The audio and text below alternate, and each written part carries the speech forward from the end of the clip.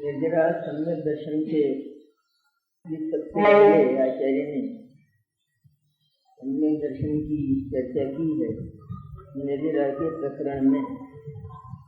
तो समय सार है सम्यक दर्शन प्रधान ग्रंथ है। सम्यक दर्शन प्रधान में अनादि से अज्ञानी को आत्मा के संबंध में भ्रम होने से सम्यक दर्शन नहीं हुआ और उसके बिना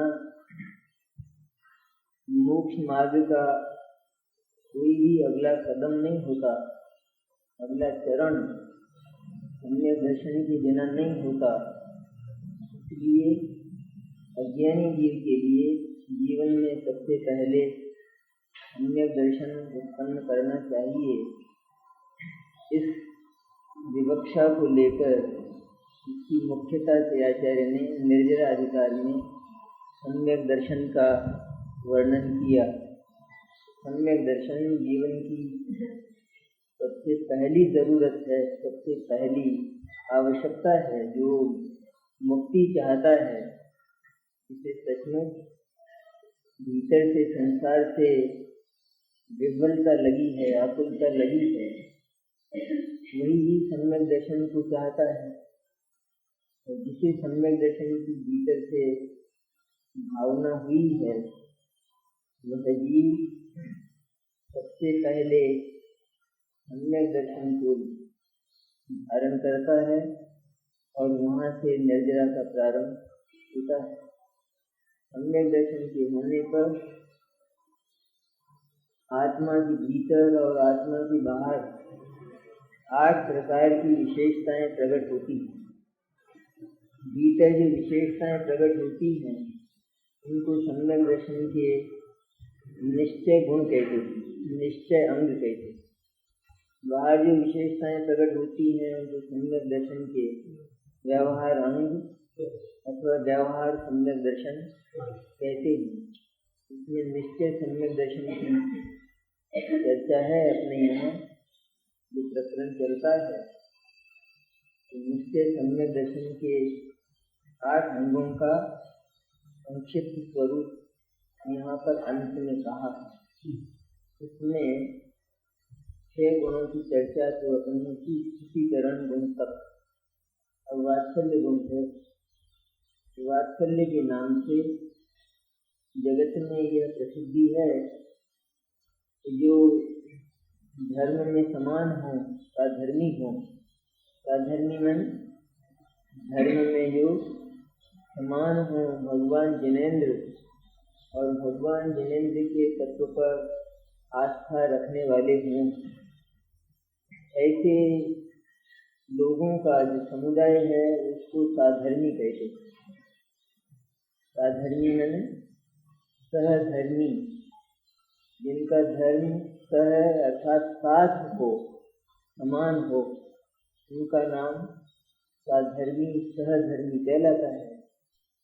और वे सहधर्मी जैन धर्म में कौन होते हैं कि जो भगवान जिनेंद्र, भगवान अनंत परमात्मा, उनकी वाणी, उनके द्वारा कहे गए तत्वों पर विश्वास रखते हैं, तो साधर्मी हैं। उन साधर्मियों के प्रति भीतर से अपार प्रेम होता है। जैसे माता को अपने बालक के प्रति प्रेम होता है, स्नेह होता है, भीतर से ममत्व होता है माता को पुत्र के प्रति। गाय को अपने बछड़े के प्रति जैसा प्रेम होता है, वात्सल्य होता है। अपने बछड़े के लिए गाय सिंह से लड़कर अपने प्राण दे देती है। सिंह से ये भी जानती है कि मैं जीत नहीं सकती सिंह से, लेकिन फिर भी वो बछड़े की रक्षा के लिए शेर से लड़ती है। इतना भीतर से वात्सल्य गाय को अपने बच्चे के प्रति होता है। इसी तरह धर्मात्मा के प्रति धर्मात्मा को, साधर्मी को वो बच्चे के समान प्रेम होता है। उसको व्यवहार वात्सल्य कहते हैं। ठीक ऐसा ही वात्सल्य आत्मा के प्रति हो तो उसको निश्चय वात्सल्य। सब कुछ जाए लेकिन मेरा आत्मा बच जाए, इसका नाम निश्चय वात्सल्य है। जिसको आत्मा के प्रति इतना अनुराग, आत्मा की इतनी चिंता, आत्मा का इतना महत्व, आत्मा को जो अपने जीवन की एकमात्र संपत्ति, जीवन का उपादान, जीवन का खाद्य, जीवन की सामग्री, मैं तो केवल उसी से जीवित हूँ और कोई मेरा जीवन, मेरे जीवन का और दूसरा कोई साधन नहीं है। इस तरह आत्मा को जो जगत में सर्वोपरि स्थान देता है, वह हर क्षण में, हर परिस्थिति में आत्मा के प्रति अंतरंग प्रेम, भीतरी प्रेम, गहरा प्रेम रखता है और उसकी हर कोशिश, हर प्रयत्न से रक्षा करता है। उसको कहते हैं भीतरी वात्सल्य, निश्चय वात्सल्य। जो अपने स्वरूप के प्रति आत्मा है, वात्सल्य नाम का गुण, जो अपने स्वरूप के प्रति विशेष अनुराग रखता है, उसके वात्सल्य गुण होता है। अनुराग शब्द कहा है आचार्य ने, और असल में ये जो अनुराग है ये राग रहित है, नहीं? तो राग से आत्मा की प्रति वात्सल्य होता है। ये राग है तो आत्मा ही नहीं है, तो आत्मा का विपरीत तत्व है, जो कभी आत्मा को जानता ही नहीं और बिना जाने आत्मा की बात करता है, तो इसकी बात मानने लायक होती है।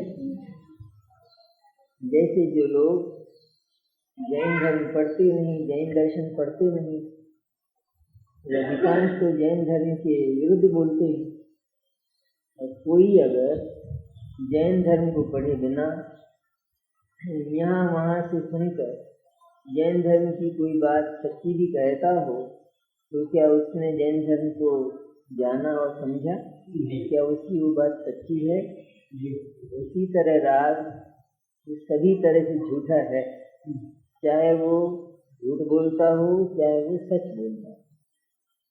राग अगर सच भी बोलता है तो इसलिए झूठा है कि राग आत्मा को जानता ही नहीं है, और मिथ्या दृष्टि का राग वो तो बिल्कुल झूठ बोलता ही है, क्योंकि वो तो आत्मा के संबंध में सही बात, जो घोर मिथ्या दृष्टि है, तो आत्मा के संबंध में सही बात विकल्प में भी नहीं करता, विकल्प में भी।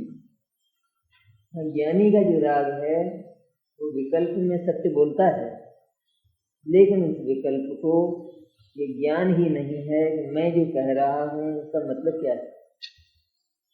इस तरह आत्मा के प्रति जो अनुराग है, विशेष अनुराग, सर्वाधिक अनुराग, सबसे अधिक आत्मा जिसको प्रिय लगता है और हर पल हर क्षण में जो उस आत्मा की रक्षा करता है, विकारों से,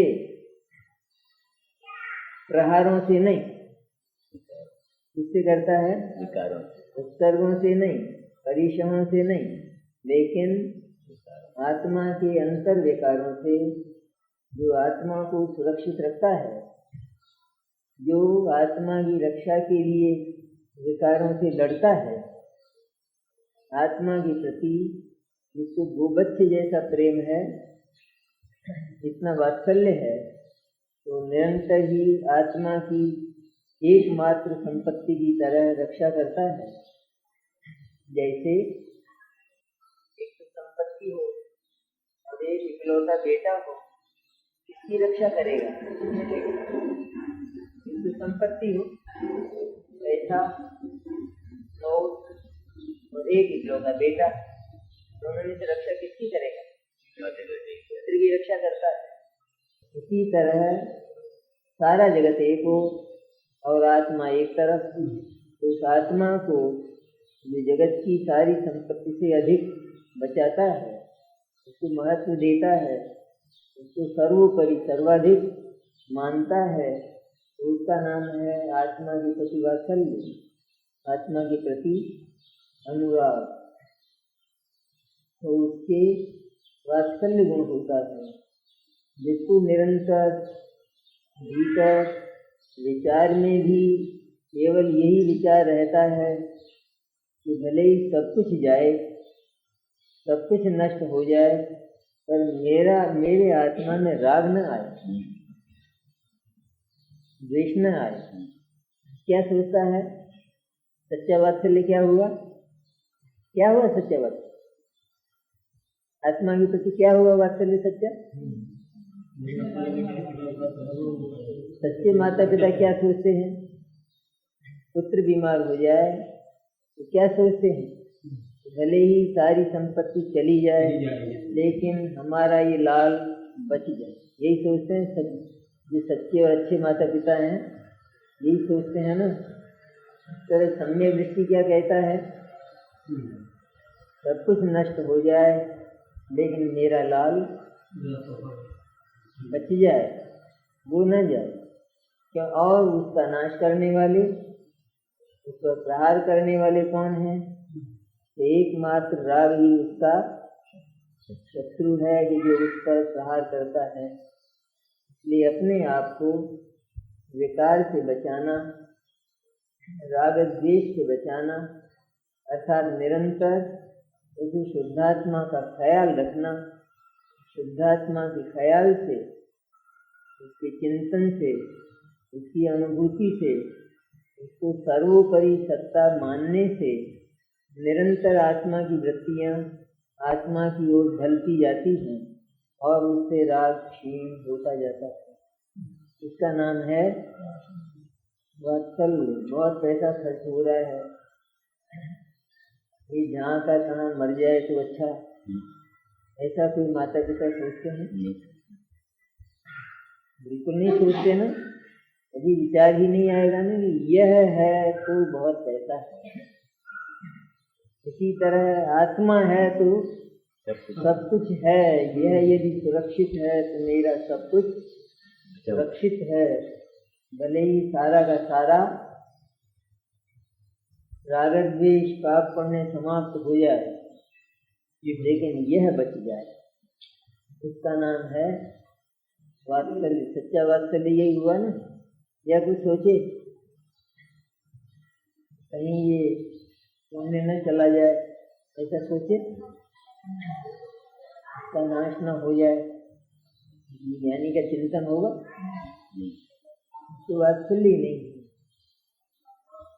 जो अपने स्वरूप के प्रति विशेष अनुराग रखता है उसके वात्सल्य गुण होता है। अब 8वां प्रभावना, जो आत्मा के ज्ञान गुण को प्रकाशित करे, प्रकट करे, उसके प्रभावना गुण होता है। जो आत्मा के ज्ञान गुण को प्रकाशित करे, ज्ञान गुण को प्रकाशित करे मैंने आत्मा को ही प्रकाशित करे। ज्ञान गुण का प्रकाशित करना मैंने निरंतर राग का क्षय होना, इसको कहते हैं ज्ञान गुण का प्रकाश। जो ज्ञान को केवल ज्ञान बनाए उसका नाम है, जो ज्ञान को बढ़ाए, जो ज्ञान को फैलाए उसका नाम है। सम्यक दर्शन के बाद ज्ञान के बढ़ने की चर्चा तो आती है, लेकिन इस रूप में नहीं आती कि वो ज्ञान का सूक्ष्म बढ़ता है। तो इस रूप में आती है कि वो ज्ञान समर्थ होता है, वो ज्ञान राग से टूटता जाता है, वो ज्ञान अपने आप को राग से अलग करता जाता है। राग से तो एक बार अलग हो ही गया है, अपने आप को राग से अलग तो जान ही लिया है, लेकिन फिर आचरण में भी अपने आप को राग से भिन्न निरंतर अनुभव करता है। इसे ज्ञान का प्रकाशित होना कहते हैं। जो तात्विक बात है ना, वरना जो जैन दर्शन के इस तत्व को नहीं समझते तो वो इस पंक्ति का क्या अर्थ करेंगे? हो सकता है ज्ञान गुण को प्रकाशित करना मैंने शास्त्र पढ़ना, और उसको ज्ञान को बढ़ाना, निरंतर शास्त्रों के द्वारा ज्ञान को बढ़ाना। कितना स्थूल और कितना गलत अर्थ हो गया, कितना गंभीर होता है आगम, कितना गंभीर होता है। ज्ञान गुण का प्रकाशित करना किसको कहते थे? जहाँ ज्ञान प्रगट रूप में राग से छूटता चला जाए उसका नाम है ज्ञान का। ज्यों ज्यों गुणस्थान बढ़ता है त्यों त्यों ज्ञान गुण प्रकाशित होता जाता है। सम्यक दृष्टि एकमात्र अपने ज्ञान की ही रक्षा करता है। मेरा ज्ञान राग से मैला न हो, मेरा ज्ञान राग की तरफ जाए ही नहीं, मेरा ज्ञान निरंतर पवित्र चैतन्य की तरफ ही रहे, गंदगी की ओर क्यों जाए। जो चैतन्य है वह सुगंधित तत्व है, जिधर जाएगा उसी की गंध, उसी की खुशबू, उसी की बदबू आएगी। जो राग है वो तो बदबूदार तत्व है, चाहे वो पाप हो अथवा वो पुण्य हो। लेकिन जो वास्तव में शुद्ध भोजन करने वाले हैं, भोजन करते हैं, उनको पाप और पुण्य दोनों में दुर्गंध आती है। कौन अच्छा है? सड़क का जो कीचड़ है वो अच्छा है या प्याज अच्छा? जैनियों के लिए किसकी गंध बढ़िया? दोनों की बुरी है, दोनों ही अखाद्य हैं, दोनों ही सेवन करने लायक नहीं हैं।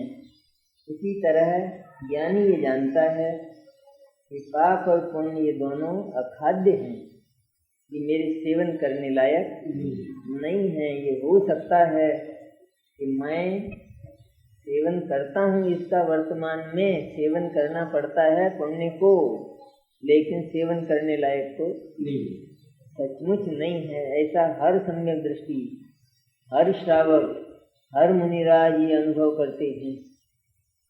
भोजन का विकल्प होता है, हर सम्यक दृष्टि, हर श्रावक, हर मुनिराज भीतर से ये अनुभव करते हैं, ये मेरी आत्मा का खाद्य, ये भोजन वो मेरी आत्मा का खाद्य नहीं है। ये भोजन तो आत्मा का खाद्य है ही नहीं, लेकिन ये भोजन का जो विकल्प है ये आत्मा का कर्म। हर ज्ञानी ये अनुभव करता है। ज्ञानी जो सम्यक दृष्टि है तो भोजन करता है ना, उसको भोजन का विकल्प आता है कि नहीं आता है? आता है। भोजन करता है, औषधि लेता है, ये सब करता है, विकल्प आता है ना उसको। लेकिन हर सम्यक दृष्टि भीतर से इस बात के लिए विह्वल है, आकुल व्याकुल है, ये मेरा विकल्प कब टूटे और कब अनंत और सिद्ध दशा प्राप्त करूं। शुद्ध भोजन करने वाले मुनिराज की भी अंतरंग दशा ऐसी होती है।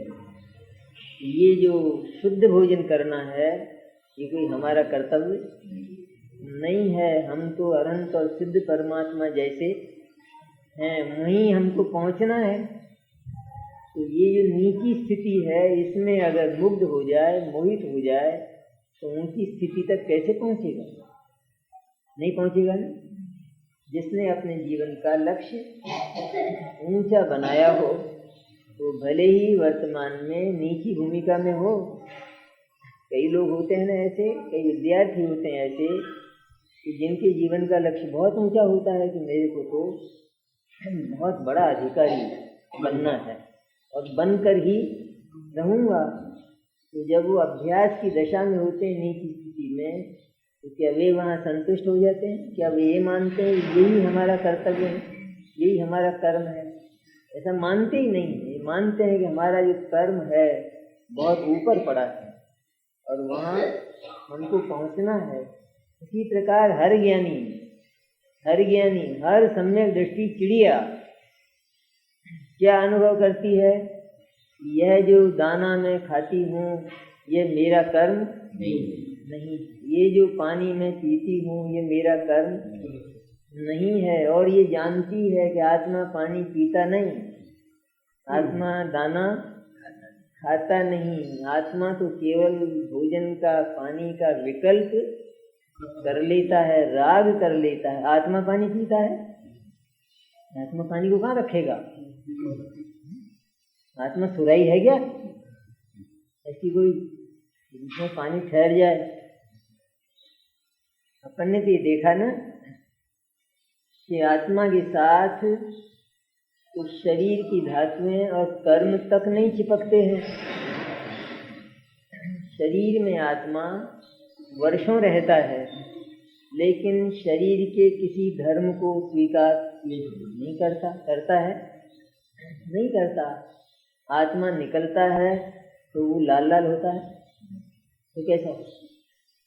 असल में तो लाल लाल होना चाहिए, तो भीतर से खून में से निकला ना। जहाँ खून है वहाँ आत्मा है या नहीं है? वहाँ खून आत्मा नहीं है। खून में आत्मा नहीं होता है। खून में तो खून है, जड़ है वो तो। लेकिन जहाँ खून है वहाँ आत्मा रहता है। रहता है जहाँ हवा रहती है वहाँ पानी रहता है नहीं? जहाँ हवा और पानी रहते हैं वहाँ प्रकाश रहता है नहीं? एक साथ रहते हैं, न्याय न्यारी रहते हैं। जगह न्याय न्यारी तो नहीं होती इनकी। इस तरह जहाँ शरीर है, सब है ना, रक्त है, मांस है, हड्डियां हैं, ये सबके सब पुद्गल की पर्याय हैं। सब पुद्गल है, सारा का सारा। यहाँ आत्मा रहता है, लेकिन सचमुच इनके भीतर आत्मा, इनमें आत्मा नहीं है। आत्मा तो आत्मा अपने स्वरूप में ही, अपनी सीमा में ही रहता है, और ये अपने स्वरूप में, अपने स्पर्श गंध वर्ण में रहते हैं। यही कारण है कि जब आत्मा निकलता है शरीर से, तो उसके साथ शरीर का कोई हिस्सा, कोई प्रभाव शरीर का देखा नहीं जाता है। देखा जाता है जब मरता है तो बीमारी शरीर में रह जाती है, आत्मा लेकर जाता है। थोड़ी बहुत बीमारी नहीं लेके जाती, थोड़ी बहुत। तो टीबी भी हो गया हो तो थोड़ी बहुत टीबी आत्मा लेकर जाता नहीं लेकर जाता। क्यों नहीं लेकर जाता है? क्योंकि शरीर में रहकर भी सचमुच आत्मा उस शरीर को छूता ही नहीं है, और शरीर आत्मा को छूता नहीं है। अगर ये वास्तव में एक दूसरे को छूते हों, स्पर्श करते हों, एक दूसरे में रहते हों, तो फिर आत्मा जरूर उसका कुछ लेकर जाएगा, उसका प्रभाव प्रदर्शित होगा। लेकिन ऐसा कहाँ होता है? कर्मों की बात, कर्म भी आत्मा के साथ कहाँ चिपकते हैं? कर्म प्रति समय आत्मा से जाते रहते हैं। हर समय कर्मों की निर्जरा जाते रहते हैं ना। तब से जाते हैं वो तो अलग बात, ये तो मुनि राजों को जाते हैं, ज्ञानियों को जाते हैं। लेकिन हर अज्ञानी जीव को भी हर समय कर्म जाते रहते हैं ना। सविपाक निर्जरा जिसको कहते हैं, उन कर्मों में आत्मा देखा किसी ने? या वो कर्म जो है उनमें कोई आत्मा का हिस्सा, थोड़ा बहुत ज्ञान ले जाए आत्मा का? नहीं ले जाते हैं। इसलिए कर्म जो आत्मा के साथ रहते हैं, तो वे कर्म भी चेतनामय नहीं होते। उनमें चेतन का कोई गुण और धर्म आता नहीं है। इस तरह जो आत्मा सदा इनके भीतर न्यारा का न्यारा रहता है, और उसका ऐसा स्वरूप जिन ज्ञानियों ने जान लिया है, वे उससे विपरीत भावों को कभी भी पसंद नहीं करते, अर्थात नहीं चाहते।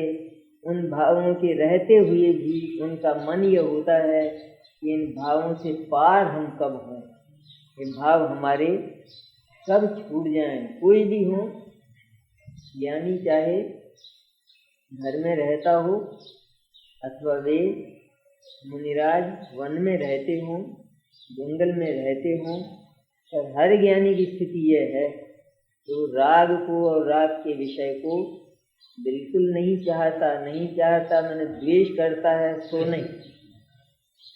नहीं चाहता, मैंने छटपटाता है सो बात नहीं है। लेकिन अपनी सत्ता का, अपने स्वरूप का अवलंबन लेता हुआ, उसका चिंतन करता हुआ, उसका पुनः पुनः स्मरण करता हुआ, उसकी पवित्रता का अनुभव करता हुआ, वह विकार का क्षय करता जाता है।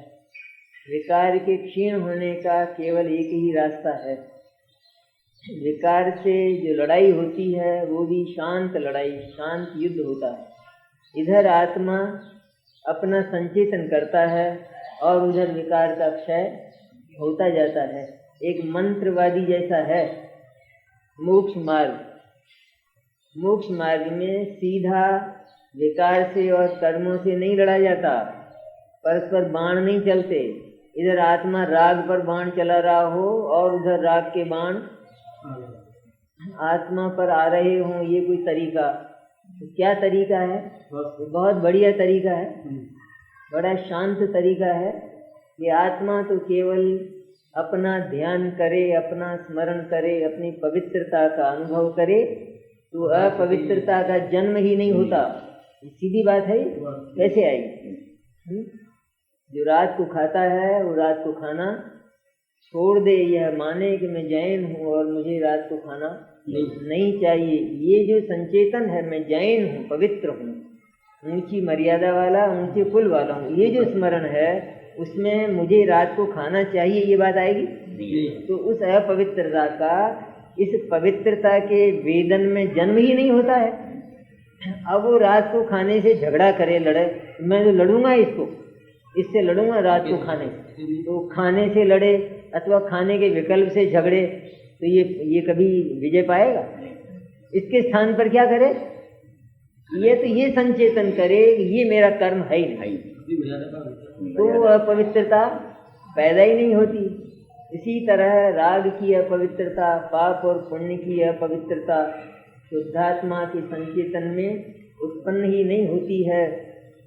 इसको मोक्ष मार्ग का शांत और शीतल युद्ध कहते हैं। शीत युद्ध होता है नहीं, शांत युद्ध।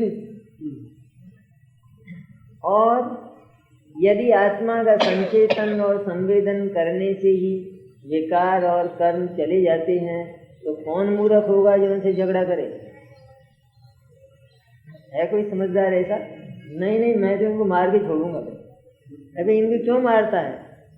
ये तो तू उधर झांकता भी नहीं, देखता भी नहीं, उनका विचार भी नहीं करता और केवल अपनी पवित्रता के विचार में रहता है, तो ये तो चले जाते हैं अपने आप ही। तब कहाँ इनके पीछे शस्त्र लेकर भागने की जरूरत है? अब कोई करेगा, ये मेहनत भी करेगा कोई? जैसे बिना भगाए ही कुत्ता चला गया, अब ये क्या कर रहा है कि ये तो उसके पीछे पड़ गया और वहां तक, गली के पार तक उसके पीछे भागता चला गया, तो दूसरा कुत्ता घुस गया, दूसरा घुस गया। ये बुद्धिमानी की इसने? तो वो चला गया है तो तू भागता क्यों है? तू केवल अपने किवाड़ बंद कर ले, ये सीधा रास्ता है। कुत्तों से झगड़ा करने पर कुत्ते काट खाते हैं, आदमी नहीं जीतता। इस तरह राग के श्वान, इनसे झगड़ा करने पर आत्मा को इंजेक्शन ही इंजेक्शन लगते हैं, विजय नहीं होती। सीधा रास्ता ये है, अपना ही ध्यान किए खिर जावे तो कर्मन का हरना क्या रे। ऐसा बढ़िया वाक्य है भजन का। क्या ये बहादुरी बताते हैं अपनी। कई लोग जो नहीं समझते हैं तो ऐसी बहादुरी की बातें करते हैं कि हम मारेंगे कर्मों को, हम कर्मों का नाश करेंगे अपने ध्यान में। वो करेंगे जब देखा जाएगा, जब तो पिछड़ जाएंगे वो करने लगेंगे तो उनको तरीका मालूम ही नहीं है। लेकिन जो पहले से ही कि मैं जाता हूँ देखो युद्ध में, बनिया बोला कोई रोजाना वो तोलने वाला, मुझे जाने दो देखो युद्ध में, तुमसे कुछ होने वाला नहीं है। और वहां जाएगा तो कपड़े बिगड़ जाएंगे। इस तरह जो ये करता है ना, हम मारेंगे कहते, हम लड़ेंगे कर्मों से। तब जो ज्ञानी है, जिन्होंने सचमुच कर्मों को हराया और कर्मों को भगाया, वे ये कहते हैं कि कर्मों को भगाने की बहादुरी की क्या घोषणा करते हो। कर्मों को भगाना ही, उनकी तरफ देखना नहीं पड़ता, उनके पीछे भागना ही नहीं पड़ता। जितने भी ज्ञानी, जितने भी मुनिराज, जितने भी संत हुए, वे केवल आत्मस्थ होते हैं, आत्मा का ध्यान करते हैं। यही आता है गुण स्थानों में, श्रेणी में क्या करते हैं मुनिराज? अपना ध्यान करते हैं। जो धर्म ध्यान है, शुक्ल ध्यान है, शुक्ल ध्यान का पहला चरण, दूसरा चरण क्या करते हैं? उसमें कर्म भगाते हैं, कर्मों के कुत्तों के पीछे दौड़ते हैं। ऐसा किया करते हैं। तो क्या करते हैं? हम कर्मों को भगाएंगे क्या ऐसा विचार करते हैं? करते ही नहीं। ये विचार ही गलत है, अच्छा नहीं है। एकमात्र मैं तो अपराजित तत्व हूँ, अपराजित, आज तक पराजित हुआ नहीं। मैंने भ्रम से पराजय स्वीकार की, लेकिन सचमुच मेरी सत्ता है वो अपराजित है। उसको आज तक कोई हरा नहीं सका, उसका कोई बिगाड़ कर नहीं सका। ऐसी अपराजित सत्ता में जो लीन हो जाते हैं तो उनके कर्म अपने आप स्वयं बिना विकल्प के, बिना विचार किए चले जाते हैं। जो निरंतर बंधनों का विचार करे उसके बंधन कभी नहीं छूटते, लेकिन जो अपने विकार को, अपने अपराध को जानकर अपने निरपराध स्वभाव का विचार करे तो उसके अपराधी भाव समाप्त हो जाते हैं और बंधन, और जो निरंतर बंधन का विचार करे उसके बंधन कभी खुलते नहीं, खुलने वाले ही नहीं है, क्योंकि वो अपराधी भाव को छोड़ता ही नहीं। ये कहाँ से? इस तरह जो निरंतर आत्मा को अर्थात ज्ञान को प्रकाशित करता है। मेरा जो ज्ञान है वो पवित्र है। किसको कहते हैं? ज्ञान का प्रकाश। मेरा ज्ञान, मेरा आत्मा पवित्र तत्व है। ज्ञान किसी को छेड़ता नहीं, ज्ञान किसी का कुछ करता नहीं, ज्ञान कुछ बनाता नहीं, ज्ञान कुछ बिगाड़ता नहीं, ज्ञान किसी के भीतर जाता नहीं, ज्ञान किसी को अपने भीतर आने देता नहीं। ज्ञान सिर्फ जान लेता है। इतना पवित्र जिसका स्वभाव है ऐसा ज्ञान मैं हूँ। इस तरह पवित्रता का संचेतन, उसको ज्ञान का प्रकाश करना, ज्ञान का प्रकट करना कहते हैं। और ये सम्यक दृष्टि का प्रभावना गुण होता है। इसका नाम प्रभावना गुण है।